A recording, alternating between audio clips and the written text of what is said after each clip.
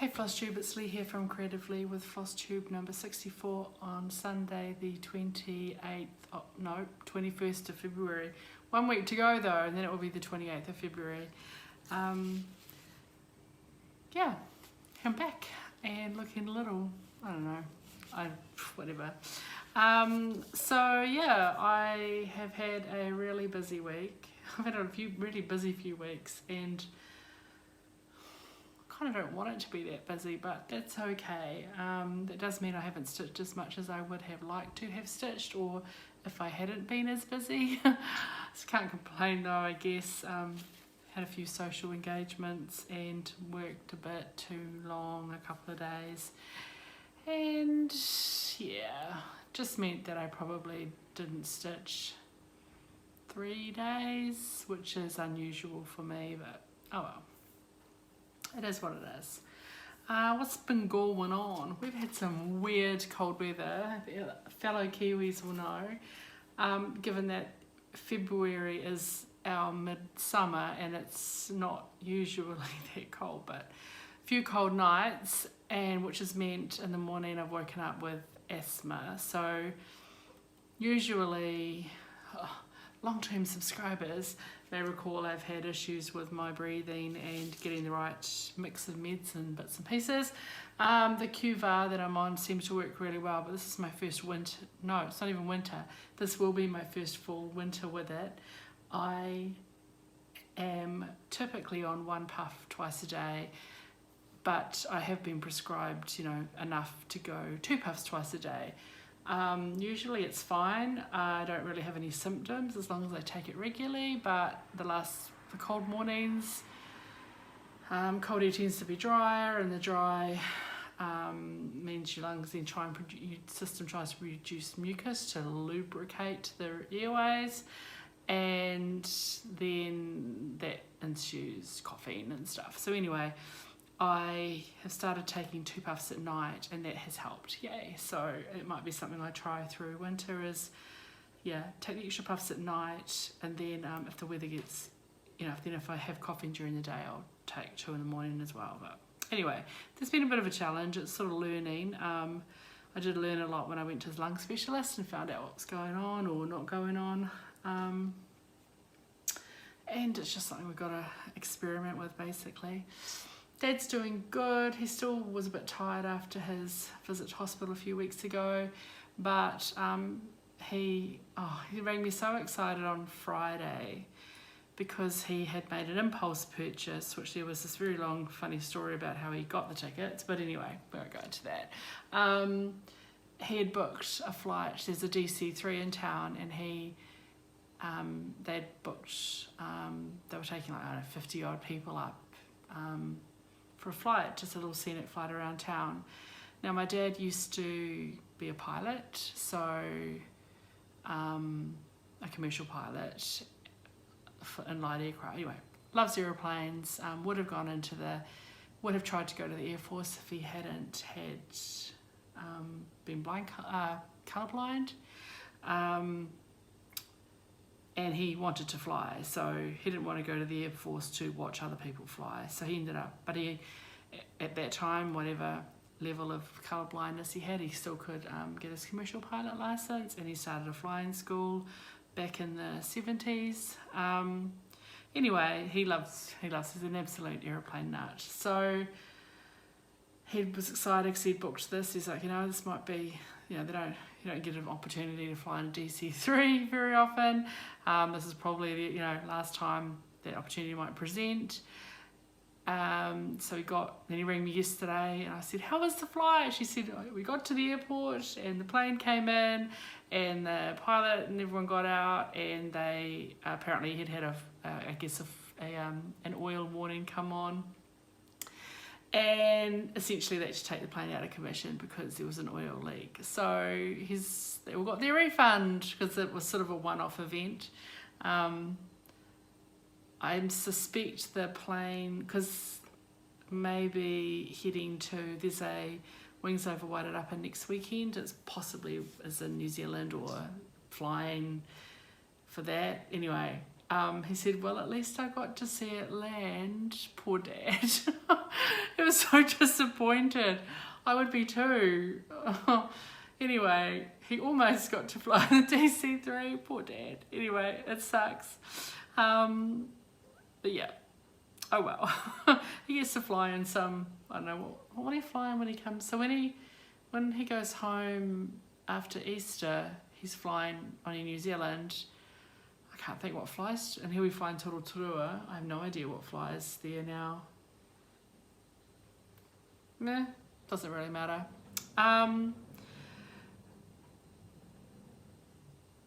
Joined a book club last week. Thank you, Anne. Anne is someone I met through Judith and Stitchy Retreat.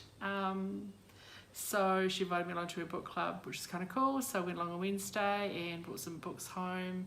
It's more like a join, and we contribute a small amount every year, which then gets put into a pot to purchase books, both secondhand and new, what have you, and then we share that library, I guess, so I have access to that library. So that was kind of cool, because I'm trying to up my reading game and watch less YouTube, basically.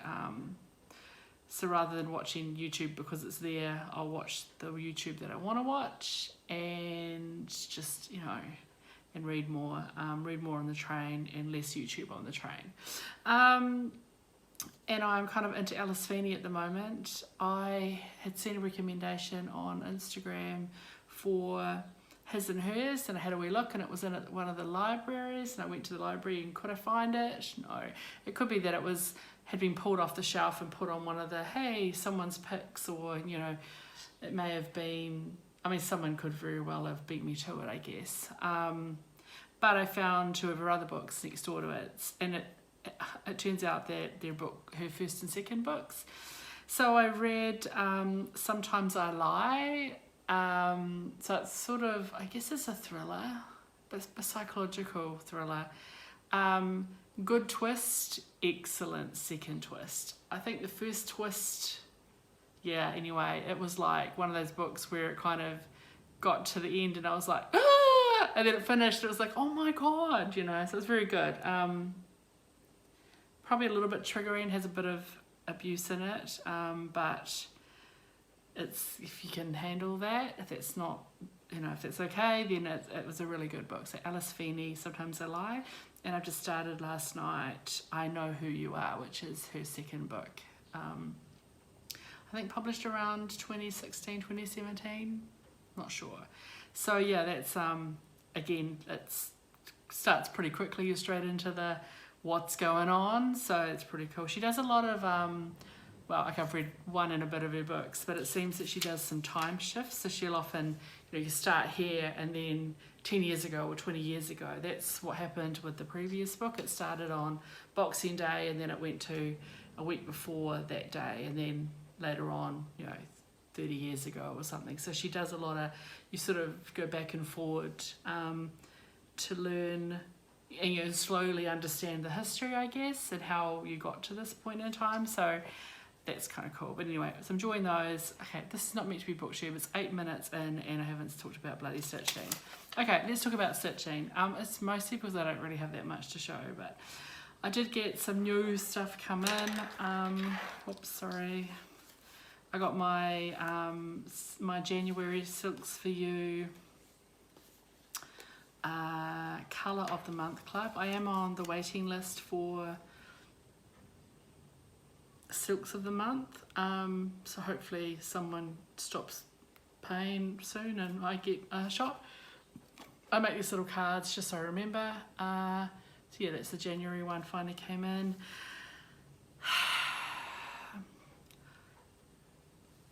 I'm hoping that in the next few months we get a little bit more than pink and purple, because lately it's all been, whoops, battery's getting a bit low. It's all been pink and purple, and I'm a little bit like, can I have some orange and red and green and other colours? But anyway, this one, and I mean, it's beautiful, it feels beautiful, and just, I've got enough purple now, so yeah, PR091 is this very pastel little number. Then the complimentary pink is CM013, and that's very pink, very pink. It has nice variegation, this lavender, but it is CM005. And then this one's probably my favourite. I love how it's got the soft grey in it. PR134. So yeah, it's got a lovely softness to it. So I have decided, I've taken them out of their bags, and I have started, I need to get a bigger floss ring, but I don't, yeah, I need to get I'm trying to use stuff that I have, because I have stuff. I've been crafting for a million years, and I don't want to buy stuff if I can make do, but I do need to get some larger floss rings. But I've basically started putting all of my SILKS4U colour of the month on here for now. So I've got with my little cards, so from September. So when I show, there's a lot of purple. I've got these two pinks, which are like, woo, woo, those are bright. Two pinks, and then I've got, with variegated, 1, 2, 3, 4, 5. So I've got 5 purples.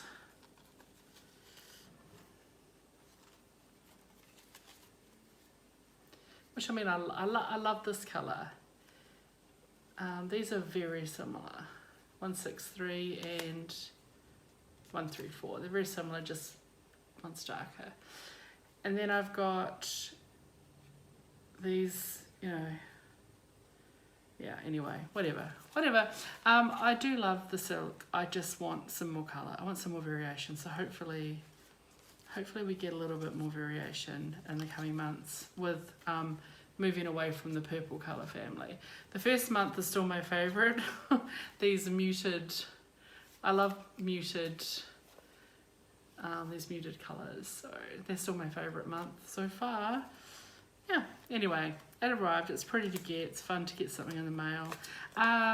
This week I will get my Rainbow Club from Country Stitch. I can't remember what I'm getting. I did have a chat with Catherine, and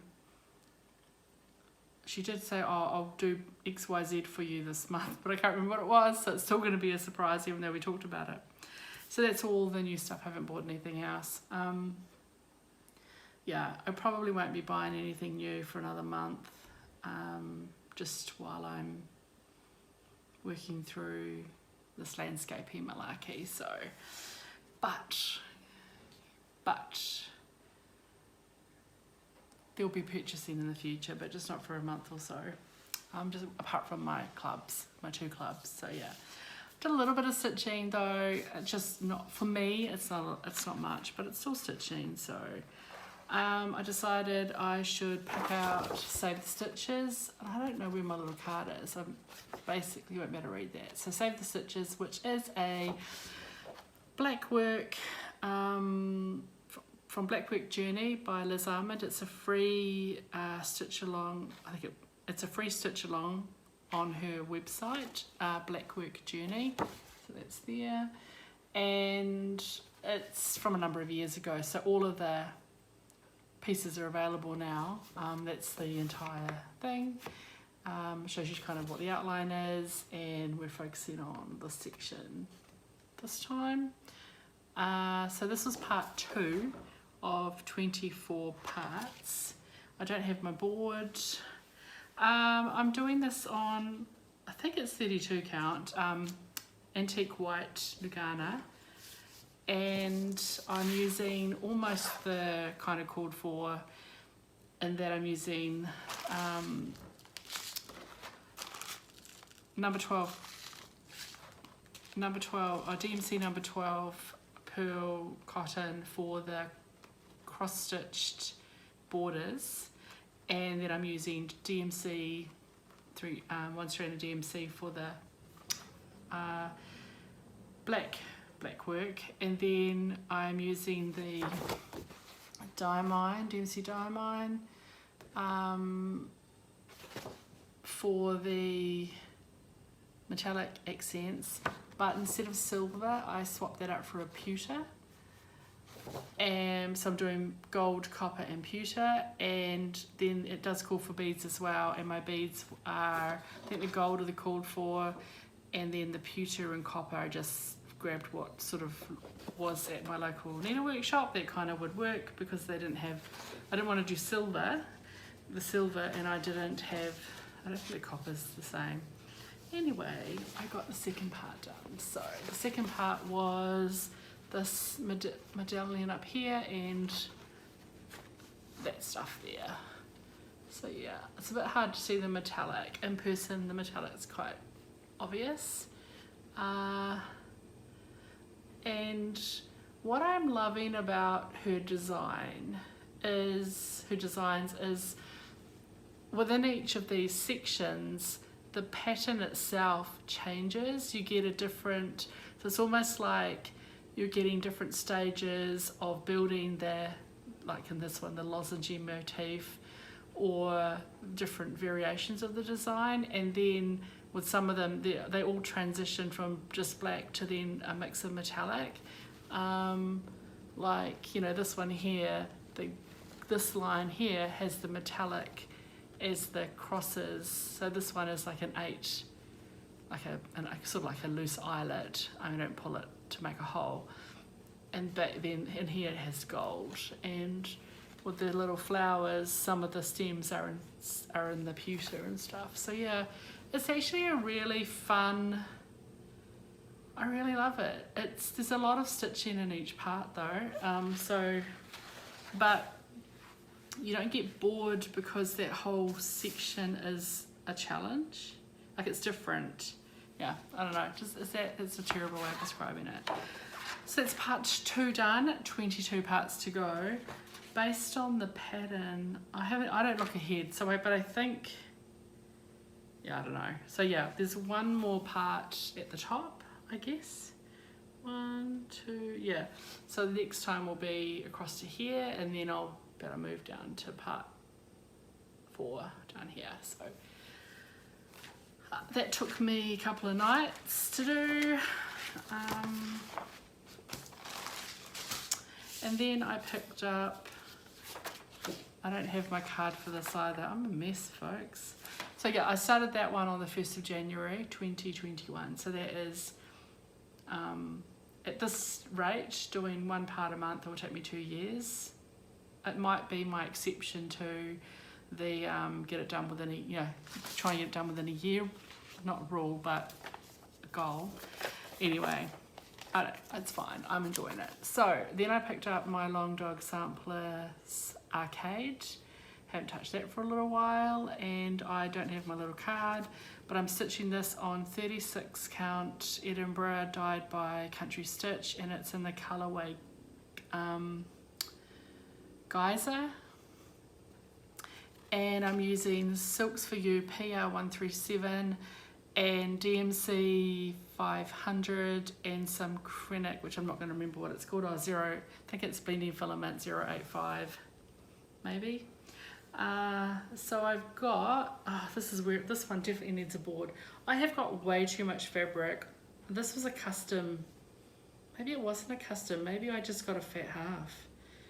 I thought I got a custom, but maybe it's just a fat half. It's way too much fabric. I'm gonna have enough to do this over. I got this, I call these trees. I got this tree here done, so everything, and then this bit here, and so then this whole bit done. So yeah.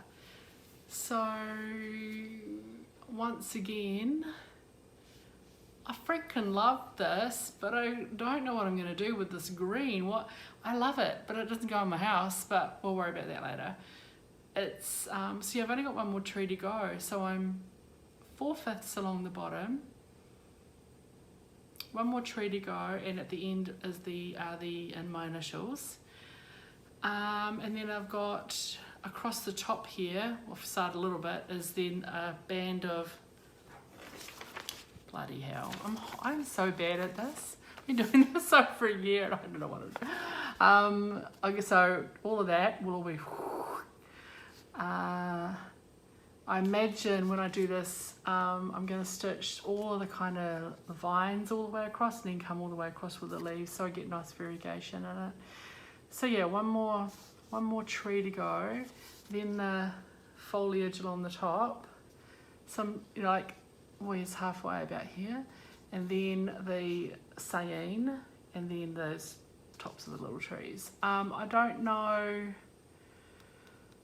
still haven't decided on the pattern. The little hearts that are in these letters are a different colour. I have left them empty. I don't know what I'm going to do with them yet. I am going to leave them till last. But yeah, I am definitely over half done, given that I'm worked all the way across to here. Yeah, that's a good, close to half, although that's a very, these are nice and repetitive because these are, yeah, they're easy to kind of memorize and just keep into work without thinking. This is going to probably take a little bit more thinking, more concentration, not thinking, but yeah, it's cool, eh? Anyway, that is one more look at my R-Kade.